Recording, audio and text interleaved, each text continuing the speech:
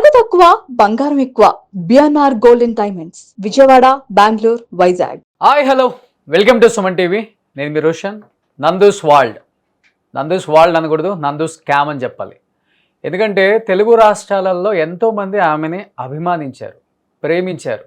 ఎక్కడో యూకేలో ఉంటున్నా కానీ కాంటెంట్ చేస్తుంటే సబ్స్క్రైబర్స్ వచ్చేసారు. అసలు ఆమెను పెద్ద ఎత్తున సెలబ్రేటింగ్ చేశారు. ఆమె ఇండియాకి వచ్చి ఇచ్చిన ఇంటర్వ్యూస్లో కూడా వ్యూయర్షిప్ కూడా మంచిగా ఉంది. అంటే ఏం మాట్లాడబోతుంది, తన ఫ్యామిలీ గురించి ఏం చెప్పబోతుంది, తన లైఫ్లో జరిగిన స్ట్రగ్లింగ్ గురించి, తర్వాత తను ఇంత పెద్ద సక్సెస్ఫుల్ ఉమెన్ అయ్యారు కదా, ఏం చెప్తారని అందరూ కూడా వెయిట్ చేశారు. ఎంతోమంది అంటే ఇంట్లో పనిచేసుకునే ప్రతి ఒక్క లేడీ కూడా ఆమెను చాలా ఇష్టపడ్డారు. కానీ వచ్చే డబ్బులు ఇంకా అంటే ఆ డబ్బులు ఎవరికైనా డబ్బులు వస్తుంటుంటే ఆశ అనేది పెరుగుతూనే ఉంటుంది, అది కామన్ ఎక్కడైనా. కానీ పక్కవాడిని మోసం చేసి పక్కవాడి జోబు కొట్టేసే అంత దారుణానికి ఆమె ఈరోజు పాల్పడ్డారనమాట. ఎంతోమంది జీవితాలు నాశనం అయిపోయినాయి అని చెప్పుకోవచ్చు కూడా చెప్పాలంటే. వాస్తవంగా కొంతమంది బయటకు వచ్చి మాట్లాడలేకపోతున్నారు, కానీ కొంతమంది బయటకు వచ్చి మాట్లాడిన వాళ్ళైతే ఎన్నో లక్షల రూపాయలు మేము ఇచ్చేసామని చెప్తున్నారు. మినిమం అంటే 20 లక్షల రూపాయలకు తక్కువ ఎవరు కూడా మేము ఇవ్వలేదని చెప్తున్నారు. అంటే ఆల్మోస్ట్ 100 మందికి పైగా మోసపోయారని ఇప్పుడు వస్తున్న సమాచారం ప్రకారం ఒక లిస్ట్ అయితే మనకు బయటకు వచ్చింది. దాదాపు అంటే 15 నుంచి 20 కోట్లు ఈ ఫస్ట్ అంటే ఎవరైతే బయటకు వచ్చారో వాళ్ళ దగ్గర నుంచే ఇంత జరిగింది. అంటే దాదాపు 3 years నుంచి ఈ స్కామ్ జరుగుతుంది. 3 years క్రితమే వాళ్ళ మీద ఆల్రెడీ ఎఫ్ఐఆర్ ఇక్కడ బుక్ అయింది. అప్పుడు పెద్ద ఎత్తున ఇది బయటికి రాలేదు కాబట్టి ఇది పెద్దగా తెలియలేదు. అంటే ఆమె చెప్పడం ఏంటంటే ఎక్స్‌ప్లోయిటేషన్ జరిగింది, మేము ఆల్రెడీ ఒక చిన్న వీడియో అప్పుల్లో పెట్టామని చెప్తున్నారు. కానీ ఇప్పటికి కూడా ఇంత పెద్ద ఎత్తున ఇంత పెద్ద స్కామ్ జరిగిందని వాళ్ళ మీద ఆరోపణ అని ఆమె అంటుంది. కాబట్టి కనీసం మరి వాళ్ళ ఛానల్లో అన్ని రకాల వీడియోలు చేసేటప్పుడు ఆ వీడియోకు ముందు, ఆ వీడియోకు మధ్యలోనో, ఆ వీడియో లాస్ట్లోనో పిల్లలు ఎవరు కూడా నమ్మి డబ్బులు ఇవ్వద్దు, లేకపోతే ఇక్కడ వీసా కోసం ట్రై చేసేవాళ్ళు ఎవరు కూడా డబ్బులు ఇవ్వద్దు, మా పేరు చెప్పి కొంతమంది కంపెనీస్ పెట్టి మమ్మల్ని కావాలని మా పేరుని బదనాం చేస్తున్నారని చెప్పలేదు కూడా. ఎందుకంటే వాళ్ళు చెప్పలేదు, అది పక్కన పెడితే కొన్ని ఆమె నాతో మాట్లాడి నేను పార్ట్ 2 ఏదైతే చెప్పానో ఆ పార్ట్ 2 కూడా డెఫినెట్గా రిలీజ్ చేస్తాను ఈరోజు. అంటే తన వర్షన్ విన్నాను నేను ఫస్ట్. అంటే ఇది ఎప్పుడు జరిగింది, దాదాపు May 14, 13 అప్పుడు జరిగింది. నేను పార్ట్ 1 ఏదైతే రిలీజ్ చేశానో అది కూడా అప్పుడు మాట్లాడిందే.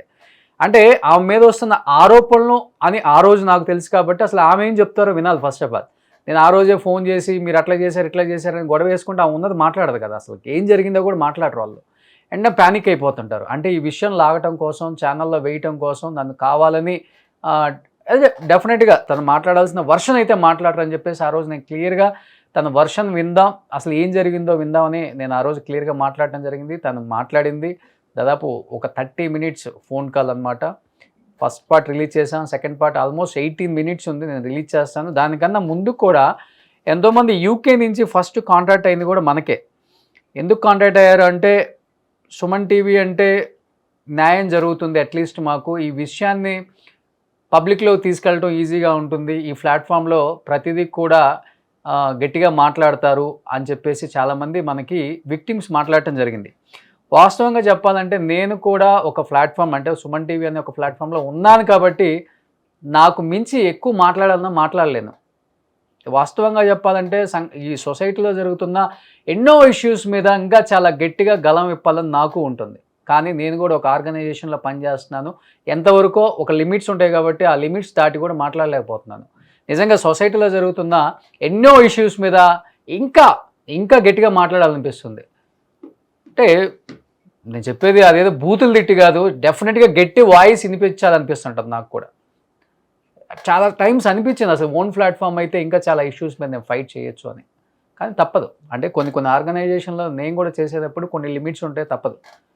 ఇంకా కొంతమంది ఉంటారు, ఇంకా పర్లేదు నాకు సొసైటీలో ఒక పేరుంది కాబట్టి అట్లీస్ట్ 2 తెలుగు రాష్ట్రాలలో కొంతమంది వీడియోలు తీయమని చెప్పడానికి కూడా కాల్ చేయడానికి జంకుతారు అనమాట.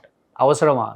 నేను క్లియర్గా చెప్తాను, ఇష్యూని నేను 1కి 10 సార్లు క్షుణ్ణంగా పరిశీలించిన తర్వాత దాంట్లో నిజం ఉందంటేనే నేను దిగుతాను. లేకపోతే అటు ఇటుగా ఉందంటే డెఫినెట్గా అంటే విక్టిమ్స్ కూడా మాట్లాడే తీరు కావచ్చు, లేకపోతే వాళ్ళ వైపు క్లియర్గా ఇదని తెలియకుండా నేను మాట్లాడటం మంచిది కాదని చెప్పి నేను ఏ ఇష్యూని కూడా పెద్దగా బయటికి మాట్లాడను, తొందరగా ఆలోచించి మాట్లాడతా. ఎందుకంటే ఒకటికి 10 సార్లు ఆలోచించి మనం ఒక ఇష్యూ మీద ఫైట్ చేస్తున్నామంటే దాంట్లో నిజం ఉందంటేనే.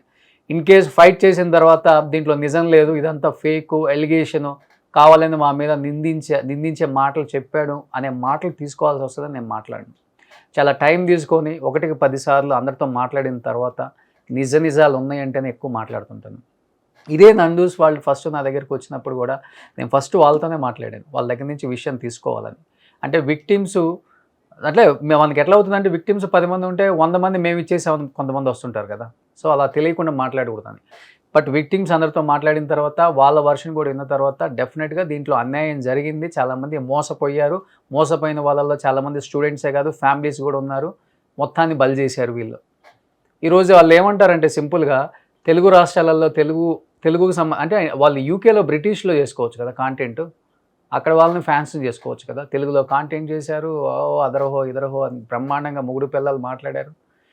ఇక్కడ తెలుగు వాళ్ళు కాంటెంట్ చూశారు, తెలుగు వాళ్ళు మిమ్మల్ని ఆదరించారు, తెలుగు వాళ్ళని మీరు మోసం చేశారు. చివరికి వాళ్ళు మిమ్మల్ని ప్రేమించారు, మీరు వాళ్ళని మోసం చేశారు, అన్యాయం చేశారు చెప్పాలంటే. ఎనీహౌ చాలామంది మోసపోయారు కాబట్టి ఫస్ట్ ఆఫ్ ఆల్ దాదాపు 20 lakhs ఇచ్చారు ఒక అతను, యూకేకి సంబంధించిన పర్సన్. ఇతను కూడా అసలు ఎందుకు ఇచ్చారు, ఎలా ఇవ్వాల్సి వచ్చింది? హలో హలో, యా నేను రోషన్ అండి, సుమన్ టీవీ నుంచి. రోషన్ గారు గుడ్ ఆఫ్టర్నూన్ అండి. గుడ్ ఆఫ్టర్నూన్ అండి. మీ పేరండి? నా పేరు ప్రవీణ్ అండి. అదే ఇప్పుడే మా టీం పంపారు 1 by 1 అందరు కాంటాక్ట్ నెంబర్స్ అన్నీ వస్తున్నాయి. కాదండి, Okay. మీరు యూకేలోనే ఉంటారా లేకపోతే ఇండియా నుంచి యూకే వెళ్ళాలని వీసా ప్రాసెస్ కోసమో లేకపోతే అక్కడి నుంచి వచ్చిన తర్వాత వీసా ప్రాసెస్ కోసమో వాళ్ళకి డబ్బులు ఇవ్వటం జరిగిందా? అసలు మీరు ఎలా దీంట్లోకి ఎంటర్ అయ్యారు అసలుకి? యాక్చువల్లీ నేను 2019 లో వెళ్ళానండి స్టూడెంట్ గా. 2019 లో వెళ్ళాక దాని తర్వాత పిహెచ్డబ్ల్యూ అని వర్క్ పర్మిట్ వస్తుంది 2 years. దాని తర్వాత ఆ టైం పీరియడ్ అయిపోయే లోపు మధుకర్ గారిని కాంటాక్ట్ అయ్యాను. ఇలానే వాట్సాప్ సర్క్యులేటింగ్ మెసేజ్ లో, ఫేస్బుక్ లో చూసి మధుకర్ని కాంటాక్ట్ అయ్యానండి. మధుకర్ గారిని ఓకే. చూస్తుంటే వాళ్ళ కొంచెం నోన్ కపుల్, ఫేమస్ యూట్యూబర్స్ కదా, ఎవరిని నమ్మేలాగలేదు ఈ కరెంట్ సిచ్యువేషన్స్ లో. కాబట్టి వీళ్ళు కొంచెం రిలయబుల్ అన్నట్టు తెలుగు వాళ్ళు కదా అని చెప్పి వాళ్ళని కాంటాక్ట్ అవ్వడం జరిగింది. ఎప్పుడు ఎండింగ్ టైంలో మే 2022 అరౌండ్ 2022 మేలో. దాని తర్వాత వారితో మాట్లాడామండి. మాట్లాడి నేను నా 2 brothers total all together 3 members తనతో మాట్లాడుకొని ఒక్క వీసాకి certificate of sponsorship plus job, visa plus job అండి. తను కొన్నేమో ఏం చేస్తాడంటే only certificate of sponsorship COS ఇచ్చేస్తాడు, తర్వాత జాబ్ తనకు సంబంధం లేదని చెప్తాడు. అలా అవ్వకుండా మాకు జాబ్ కూడా కావాలి అని చెప్పేసి తనతో మాట్లాడుకున్నామండి. మేము ముగ్గురం కలిసి తనతో మాట్లాడుకొని తన ఫైనల్ గా చెప్పిన ప్రైస్ మాకు వచ్చేసి 15,500 pounds అండి పర్ ఈచ్ హెడ్ ఒక్కరికి. ఓకే. సో మేము తనతో మాట్లాడుకొని ఫైనల్ చేసేసుకొని తనకి ఒక్కొక్కరం 4,000 pounds కట్టామండి జూన్ లో. ఓకే. జూన్ 23లో 4,000 pounds కట్టాం. ఇంకా రిమైనింగ్ 2 months టైం తీసుకొని లోన్స్ తీసుకొని బయట మనీ అడ్జస్ట్ చేసుకొని ఇంకా మిగతా రిమైనింగ్ బ్యాలెన్స్ 11,500 pounds ఈచ్ ఒక్కొక్కరం సెప్టెంబర్ లో పే చేసాం. అంటే ఓన్ బ్రదర్సా మీ ముగ్గురు? ఓన్ బ్రదర్సా? కజిన్స్ అండి. ఓన్ కజిన్స్ ముగ్గురు కలిసి మొత్తం వాళ్ళకి పే చేసేసారు. అండి. ఈ ప్రాసెస్ లో నందు గారి ఇన్వాల్వ్మెంట్ కూడా ఉందండి? నందు కూడా మీటింగ్స్ కి రావటం లేకపోతే ఫోన్ లో మాట్లాడటం?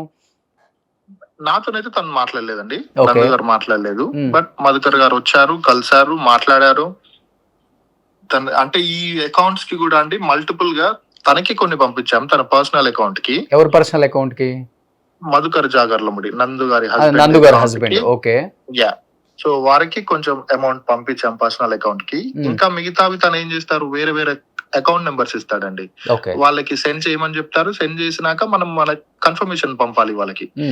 ఎవరికి? మధుకర్ గారికి. కన్ఫర్మేషన్ పంపితే తను వాట్సాప్ లో రిసీవ్డ్ అని కన్ఫర్మేషన్ చేసిండు. రిసీవ్డ్ అని చేసిన కన్ఫర్మేషన్ కూడా ఉంది వాట్సాప్ చాట్ లో మా దగ్గర. ఓకే. సో అప్పుడు ఇంకా టైం అయిపోయేదాకా డ్రాగ్ చేశాడండి. మా వీసా ఇంకొక 3-4 days లో, ఆల్మోస్ట్ 1 week లో ఎక్స్పైర్ అవుతుంది అనగా అప్పుడు కాంటాక్ట్ లోకి వచ్చాడు. కాంటాక్ట్ లోకి వచ్చి ఇంకా 3 days లెఫ్ట్ ఉంది అన్నప్పుడు ఒక్క సిఓఎస్ ఇచ్చాడండి. ఓకే. ఒక్కరికి ఒక సిఓఎస్ ఇస్తే అది సబ్మిట్ చేశామండి. సబ్మిట్ చేశాక కొన్ని ఇష్యూస్ వల్ల డిలే అయింది. అక్కడ హోమ్ ఆఫీస్ దగ్గర నుంచే డిలే ఉండే. సో నాకు ఇంకా లేట్ అవుతుంది, డిసిజన్ రాలేదు, జాబ్ లేదు, సఫర్ అవుతున్నా అని చెప్పేసి నేను ఏం చేశాను, అక్కడ లోకల్ ఎంపీ గారిని కలిశానండి. ఎక్కడ లండన్ లో లోకల్ ఎంపీ గారి దగ్గరికి పోయి నా సిచ్యువేషన్ ఎక్స్ప్లెయిన్ చేశాను వాళ్ళకి. చేస్తే వాళ్ళు ఏమన్నారు, నా తరఫున వాళ్ళు ఈమెయిల్ చేశారండి హోమ్ ఆఫీస్ వాళ్ళకి, యూకే హోమ్ ఆఫీస్ వాళ్ళకి, అబ్బాయి వీసా డ్రాప్ చేశాడు, ఇంకా డిలే ఎందుకు అవుతుంది అంటే మన ఇండియా అతనా ఎంపీ? లేదండి, తెల్లోళ్ళే. ఓకే. యా. సో వాళ్ళకి నేను కలిసాక నా తరఫున వాళ్ళు ఈమెయిల్ చేశారు వాళ్ళకి రిప్లై ఇచ్చారండి. ఎవరు? హోమ్ ఆఫీస్ వాళ్ళు. మనం చేసే దానికన్నా వాళ్ళు మెంబర్ ఆఫ్ పార్లమెంట్ కాబట్టి కొంచెం వాళ్ళకి వేరే ఈమెయిల్ ఐడీస్ ఉంటాయో ఏంటో తెలియదు, వాళ్ళకి త్వరగా రిప్లై వచ్చింది. సో వాళ్ళకి రిప్లై ఏమని ఇచ్చారంటే, ఈ అబ్బాయి ఏదైతే సర్టిఫికేట్ ఆఫ్ స్పాన్సర్షిప్ సబ్మిట్ చేశారో అది ఎక్స్పైర్ అయిపోయింది, అది వ్యాలిడ్ కాదు, మీరు ఇంకొక COS ఏదన్నా ఇస్తే మేము తనకి వీసా ఇవ్వగలము, ask them to submit another COS అని చెప్పి. ఎన్ని ఇయర్స్ నుంచి ఉంటున్నారు మీరు లండన్ లో? నేను అక్కడ 5 years ఉన్నాను. ప్రజెంట్ కరెంట్లీ ఇండియాలో ఉన్నాను. కానీ యాక్చువల్ గా 5 years తర్వాత మీరే డైరెక్ట్ గా వీసా అప్లై చేసుకోవచ్చా? అక్కడ ఆప్షన్ ఉందా అండి, లేకపోతే మీరు వేరే త్రూ ఇట్లా థర్డ్ పార్టీ లేకపోతే ఏదన్నా కన్సల్టెన్సీ నుంచి వెళ్ళి వీసా? కొన్ని ఉంటాయండి, but employer depends upon employer అది. సో మనం వర్క్ చేసే ఎంప్లాయర్ మనం నచ్చి మనకి తన స్పాన్సర్షిప్ ఇస్తే అది ఈజీగా ఉంటదండి. సో చాలా వరకు అయితే అలా జాబ్. అంటే వీళ్ళు ఏంటి, మల్టిపుల్ కంపెనీస్ తో వీళ్ళు టైప్ అయి ఉంటారా? వీళ్ళకి ఈజీగా వీసా ప్రాసెస్ వీళ్ళు ఈజీగా చేస్తారా? వీళ్ళకి కంపెనీ ఉందా అసలు? వీళ్ళ పేరు మీద ఒక 7-8 కంపెనీస్ ఉన్నాయండి వీళ్ళ ఓన్ గా. మధుకర్ జాగర్లమూడి గారి పేరు మీదనే UKVI వెబ్సైట్ లో కొడితే వస్తుందండి అదంతా డీటెయిల్స్ అన్ని. తన పేరు మీద కంపెనీస్ ఉన్నాయి. ఓకే. ఎంప్లాయీస్ ఉన్నారా దాంట్లో? లేరండి, ఇలానే చేస్తారండి వాళ్ళు. ఓ, అంటే కంపెనీ పెట్టడం, కంపెనీ త్రూ మీకు వీసా ఇప్పిస్తామని చెప్పి మోసం చేయటం, డబ్బులు తీసుకున్న తర్వాత కంపెనీని క్లోజ్ చేయటం. రైట్ అండి, పేపర్ మార్కే ఉంటదండి కంపెనీ. సో లైవ్ లో ఉండదు, ఎంప్లాయీస్ ఉండరు, ఎవరు ఉండరు. వాళ్ళకి వీసాలు ఇస్తారు. వీసాలు కొన్నేమో ముందే ఫేక్ COS ఇస్తారండి. ఇంకా కొందరికి ఏం చేశారంటే, COS ఇచ్చాక వీసా వస్తుంది, వీసా వచ్చాక వాళ్ళకి పేరోల్ రన్ చేయాలండి. ఇప్పుడు గవర్నమెంట్ కి వీళ్ళు ట్యాక్స్ కట్టాలి. ఎంప్లాయీస్ ఉన్నారో. కానీ తెలుగు వాళ్ళ కమ్యూనిటీ ఎక్కువ కదండి అక్కడ. అంటే మీకు తెలుస్తుంది కదా, ఒక గ్రూప్ ఆఫ్ పీపుల్ కూడా ఎక్కువ ఉంటారు, డిస్కషన్స్ జరుగుతుంటాయి. నమ్మొద్దు, మీరేమో వాళ్ళు ఫేమ్ అని యూట్యూబ్ లో ఏదో సెలబ్రిటీ హోదా వచ్చేసిందని అంత ఈజీగా నమ్మొద్దు, మేము ఆల్రెడీ మోసపోయామని ఇలాంటివి జరుగుతుంటాయి కదా. అప్పటి వరకు జరగలేదండి, ఇదంతా లేట్ గా బయటకు వచ్చాయి వీళ్ళది. అప్పటి వరకు కొందరికి చేశారండి వీళ్ళు, కొందరికి చేశారు. అప్పటికి వీసా వచ్చింది. వీసా వచ్చాక ఏమైంది, 6 months 1 year వరకు వాళ్ళు పేరోల్ రన్ చేశారు. 6 months to 1 year. ఆ టైంలోకి వీళ్ళంతా ఏం చేశారు, పండుగ అందరిని నమ్మించారండి. వీసాలు ఇచ్చాము, నడుస్తున్నది, అందరు చేస్తున్నారని. సో అందరిని నమ్మించి అప్పుడు ఇంకా ఎక్కువ మందిని గ్యాదర్ చేసి ఎక్కువ మంది దగ్గర డబ్బులు తీసుకున్నారండి. అంటే ఓవరాల్ గా స్టూడెంట్స్ ఎంత మంది బలైపోయి ఉండొచ్చు పాపం? ఓవరాల్ గా అంటే బయటికి రాని వాళ్ళు అయితే చాలా మంది ఉన్నారండి. ఇప్పుడు బయటకు వచ్చిన వాళ్ళు అయితే అప్రాక్సిమేట్లీ 100 ఉంటారు. రఫ్ గా నాకు తెలిసి 300 members వరకు ఉండొచ్చండి. 350 members, రఫ్ గా 300 members ఉంటారు. 1 by 1 మీడియాకి కాంటాక్ట్ అవుతున్నారు, గ్రూప్స్ లోకి వస్తున్నారు. 1 by 1 ఒక్కొక్కరు మెల్లిగా బయటకు వస్తుంటే వాళ్ళు కూడా డేర్ చేసి. ప్రవీణ్ గారు, అంటే మినిమం ఒక్కొక్క స్టూడెంట్ ఎన్ని లక్షలు ఇచ్చి ఉండొచ్చు ఇండియన్ రూపీ? 15 to 20 lakhs అండి, depends upon location and work. So basic అయితే 15 lakhs అండి. ఓకే. హైయెస్ట్ నాకు తెలిసి 20 lakh, 15 to 20 lakh మధ్యలో చార్జ్ చేశారండి ఒక్కొక్కరి దగ్గర. మీరు చెప్పేది బట్టి 45 కోట్ల పైన వస్తుంది కదండి? అండి, చాలా పెద్దదే ఉంది. ఇంకా వీళ్ళది ఇంకా 10 కోట్లు 12 కోట్లు అంటున్నారు అందరు ఇక్కడ. లేదండి, ఇంకా పెద్దగా ఉందండి క్రైమ్ వాళ్ళది, చాలా పెద్దగా ఉంది. కానీ అక్కడ యాక్షన్ తీసుకోరా ఏంటి అక్కడ ప్రాసెస్? అక్కడ ఏది జరిగినా కానీ సోషల్ మీడియాలో కూడా పోస్ట్ చేయకూడదు, చాలా రూల్స్ ఉన్నాయి యూకేలో, నాకు తెలుసు కొన్ని రూల్స్. మీరు వెళ్ళి కేసు పెట్టలేదా లోకల్ గా? అక్కడ నార్మల్లీ ఏంటనంటే, ఇప్పుడు వీసా వీళ్ళు ఎలా అయితే మాకు సెల్ చేశారో, బయ్యింగ్ కూడా క్రైమ్ అండి. నార్మల్లీ ఇండియన్ లాస్ డిఫరెంట్ ఉంటది కొంచెం, అక్కడ వేరే ఉంటాయండి. సో దాన్ని మనం ఇప్పుడు మనకి ఇచ్చాం, దేని పర్పస్ ఇచ్చామని వాళ్ళు అడుగుతారు మనకి. అని అంటే ఇలా వీసా కోసం ఇచ్చామని. Okay, right. సో ఇద్దరు క్రైమ్ చేసినప్పుడు అక్కడ. రైట్.